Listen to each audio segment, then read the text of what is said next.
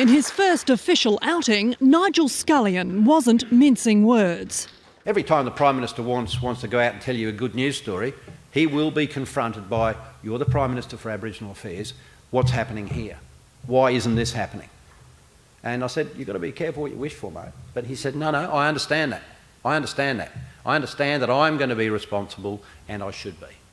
He says having the PM's special attention means things will get done. Education priorities include employing 16,000 more Indigenous teachers, closing the 24% gap between Indigenous and mainstream students' numeracy in Year 3, and boosting school attendance, even if that means tough action. I certainly would have had no education whatsoever had it not been for the assistance of the Queensland Police Force, I can assure you.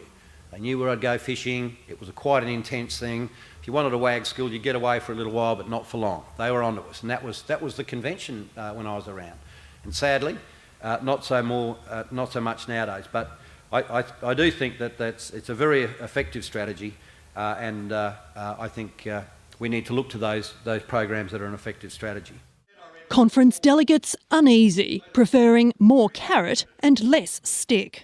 Well, it's not about punitive measures, it's about building the capacity and understanding within communities and changing the culture of schools, because clearly young people are voting with their feet. They're not going because they don't find it interesting or it's not relevant to them.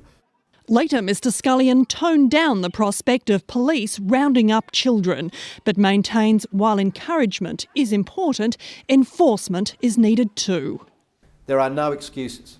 We will assist you best we can, but there are no excuses. Every kid must go to school. And at the end of the day, the sharp end of the deal is we have all sorts of leverages that we can say, we can manage their income if they're on welfare benefits, those sort of things. But they should be a last resort. I think there's better ways to work with parents rather than punishing them because they're failing to live up to those rights that children are entitled to have. Meanwhile, Mr Scullion says Indigenous affairs under the Coalition will be a standalone portfolio in Cabinet that takes advice from Warren Mundine, Noel Pearson and mining magnate Andrew Forrest, but where he as Minister shoulders the work under the PM's watchful eye. He's the Prime Minister for Aboriginal Affairs, and he would eventually, he is there to ensure that this continues to happen.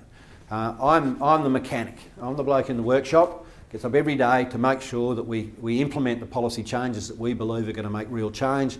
A model that may yet need tinkering under the bonnet, but one he's confident will work. Karen Ashford, NITV News.